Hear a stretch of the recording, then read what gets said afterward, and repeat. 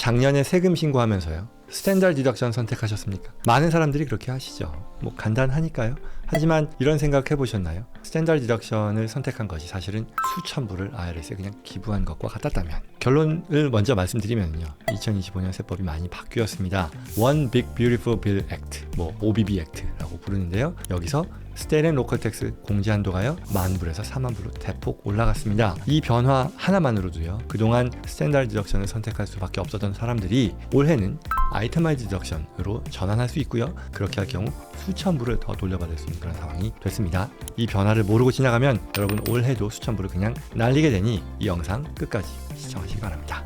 지난 4편의 영상에서요, 우리는 W2, 1099, 그리고 CP2000 해외 금융계좌 신고까지 다루었습니다. 오늘은요, 세금 신고의 가장 기본적이면서도 가장 많은 사람들이 실수하는 영역, 바로 공제, 디덕션에 대한 내용입니다.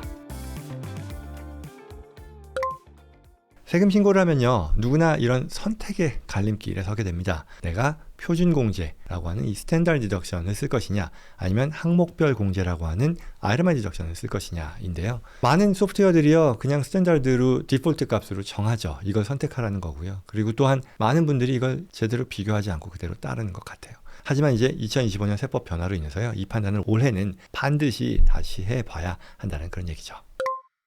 자, 그럼 본론인데요. 먼저 기본 숫자부터 25년도 한번 볼게요. BBB 액트로 인해 덕분에 스탠다드 디덕션도 소폭 인상되긴 했습니다. 싱글의 경우는요, 15,750불, 부부 공동의 경우는 31,500불, 30,000불이 넘는 거예요, 부부 공동은요. 그러니 높아졌죠. 그리고 여기에 추가로요, 65세 이상의 시니어들을 대상으로는 기존의 이 추가 스탠다드 디덕션도 있고요, 여기에 또 추가로 6,000불의 신규 시니어 공제가 추가되었죠. 그래서 부부가 모두 65세 이상이라면 이게 2배니까 12,000불이란 말이에요. 그러니 꽤나 높은 스탠다드 디덕션도 생겼습니다. 물론 여기서 이 시니어 공제라고 하는 것은 이 Modified Adjusted Gross Income이니까 이 그냥 수정 후 소득액이 부부 공동이었을 경우에는 15만 불, 그리고 싱글이었을 땐 75,000불을 넘어서면 줄어들긴 합니다. 스탠다드 디덕션은 이렇고요. 그런데 이제 아이템마이즈 디덕션으로 가는 거예요. 항목별 공제요. 정말 큰 변화는요, 이 스테이트 앤 로컬 텍스 디덕션입니다. SALT 디덕션 캡이라고 하는 건데요. SALT, 방금 말씀드린 것처럼 스테이트 앤 로컬 텍스입니다. 즉 여러분이 주정부 또는 여러 이 로컬 정부에 낸 소득세와 재산세를 합친 금액인데요. 이게 2018년부터 24년까지는 공제 한도, 연방세 관점에서 아이템마이즈 디덕션으로 쓸 수 있는데 이 한도가 10,000불로 묶여 있었어요. 그러면 예를 들어 캘리포니아나 뉴저지나 뉴욕과 같은 고세율 주에 사시는 분들에게는 이게 세금을 많이 내도 그 낸 금액을 예전에는 연방세를 줄이는 소득공제 해주는 아이템마이즈 디덕션으로 쓸 수 있었는데 10,000불로 묶여버리니까 이게 굉장히 큰 타격이었었던 거죠. 그런데 이제 작년 7월 4일 서명된 BBB 액트로 인해 덕분에 이 한도가 40,000불로 올라갔다라는 거죠. 물론 부부가 separate filing, 공동이 아닌 개별 신고를 할 경우는 20,000불로 줄어들고요. 물론 여기서도 조건이 있긴 합니다. 이 40,000불의 한도라는 것이 이 수정 후 순소득이 500,000불을 넘어서면 줄어들긴 합니다. 그래서 뭐 구체적으로는 뭐 500,000불 초과분의 30%가 감소된다라고 하는데 뭐 이 내용은 뭐 너무 좀 기술적인 게 되니까 오늘 얘기하지는 않고요. 아무튼 이 40,000불의 SALT 디덕션 캡이라고 하는 것이 얼마나 큰 의미가 있는지 한번 예를 들어서 설명을 해볼게요. 캘리포니아 오렌지 카운티에 사는 어떤 부부 공동 신고자를 가정해 본다는 거죠. 그랬을 때 연소득이 이분은 부부가 25만 불이었어요. 그러면 아까 얘기했던 것처럼 이 Modified Adjusted Gross Income이 50만 불 이하니까 4만 불 한도를 온전히 다 쓸 수 있다라는 거죠. 그런데 이분이 25만 불이면은 대체로 캘리포니아 주소득세가 한 18,000불 정도 나올 것이고요. 그리고 재산세, 이분이 뭐 오렌지 카운티에 집이 있었다 쳐요. 그러면 재산세가 뭐 12,000불 나왔다 쳐요. 그러면 합계 3만 불의 스테이트 앤 로컬 텍스가 되겠죠. 이게 작년까지만 해도 10,000불만 공제를 받았다라는 거죠. 근데 이제 올해는 3만 불 전액을 공제받을 수 있는 거예요. 그러면 어떻게 되죠? 이것만으로도 추가 공제가 2만 불이 넣는 거죠. 그리고 또 다른 것들도 있을 테니까 한번 볼게요.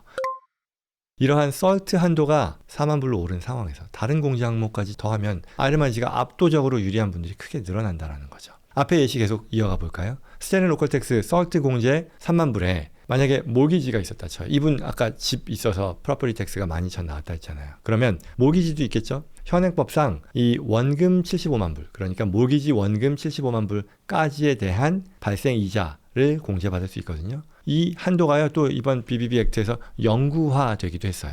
그래서 이분이 뭐 70만 불의 모기지가 있다 쳐요. 그리고 6.5% 이자율이라면 연간 대략 한 4만 5천 불의 이자를 납부하는 거거든요. 그러면 아까 얘기했었던 썰트하고 합하면 얼마죠? 7만 5천 불이에요. 그러면 부부 공동 신고자의 경우 이 스탠다드 디덕션이 3만 1,500불이었으니까요. 2배를 훨씬 넘는 거죠. 차이가 뭐 한 4만 3,500불이니까 이 부부의 한계세율, 마지널 텍스 레이시 24%였다라고 하면 10,000불이 넘는 세금을 더 돌려받는다, 줄일 수 있다라는 그런 결과가 되는 거죠.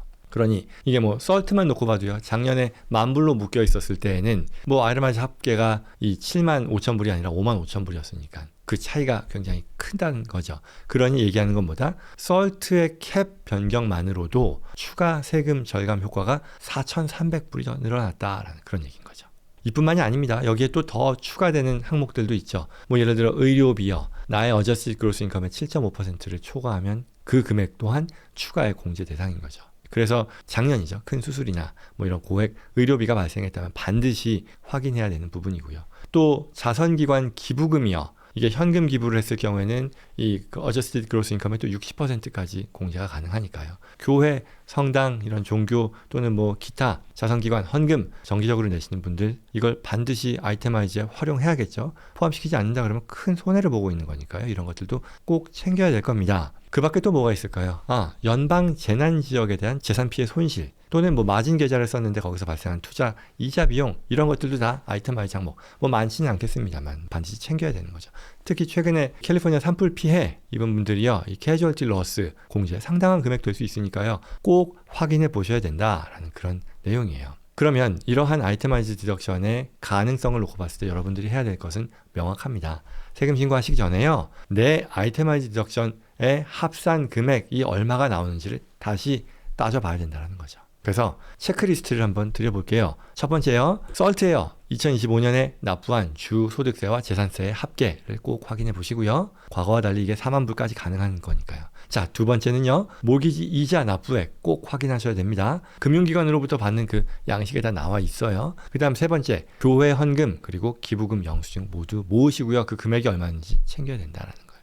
그 다음에 네 번째, 고액 의료비가 있었다면 반드시 또 챙겨야 된다는 것이고요. 그 다음 이러한 항목들의 합계가요, 스탠다드 디덕션, 즉 부부 공동의 경우 31,500불이고요. 싱글이면 15,750이라 했어요. 이 금액을 넘는지를 꼭 확인하라라는 거예요. 그리고 확인하고 그게 더 높으면 그걸 써야 된다라는 거죠. 그래서 작년까지 뭐 습관적으로 스탠다드를 선택했다 해도요, 올해는 계속해서 말씀드리지만 아이르마이즈가 더 유리해졌을 가능성이 높다라는 거예요.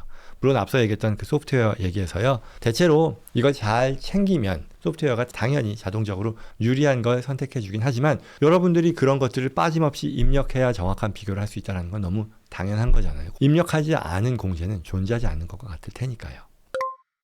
자, 결론입니다. 오늘 내용 다시 한번 정리드립니다. 첫째, 2025년 썰트 공제 한도가 10,000불에서 40,000불로 대폭 올랐다. 이것만으로도 아이르마이즈 디덕션이 유리해진 납세자가 크게 늘었을 테니 꼭 챙기셔라. 두 번째, 아이르마이즈 디덕션 항목으로 모기지 이자, 기부금, 의료비 등을 이러한 썰트와 합산하면 특히 고세율 주에 거주하시는 분들이라면 스탠다드 대비 수천에서 10,000불 이상의 추가 환급이 가능하다라는 것입니다. 셋째, 또 앞서 잠깐 얘기했던 65세 이상 시니어들은요, 새로 신설된 6,000불 추가 공제 반드시 챙겨야 되겠다라는 겁니다. 다시 한번 4월 15일 전에 반드시 아이르마이즈 합산 다시 계산해야 된다라는 그런 점 강조합니다.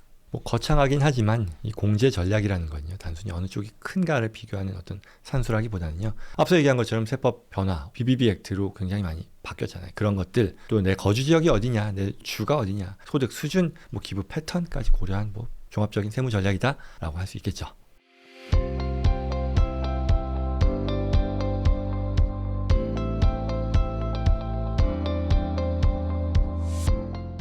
자, 오늘 내용 여기까지입니다. 도움되었길 바라고요. 오늘 다룬 주제와 관련해서 도움이 필요하거나 또 저와 제이슨컴퍼니 전문가들과의 상담을 희망하시는 분들께서는요, 영상 더보기란 또는 고정 댓글에 있는 연락처로 연락 주시기 바랍니다. 특히 2025년 세금 신고 시즌이니까요, 관련된 내용 꼭 때에 맞게 챙기셔야 될 것 같습니다. 구독과 좋아요로 다음에도 꼭 필요한 정보 놓치지 마시고요, 주변 분들께도 전달될 수 있도록 도와주시기 바랍니다. 고맙습니다.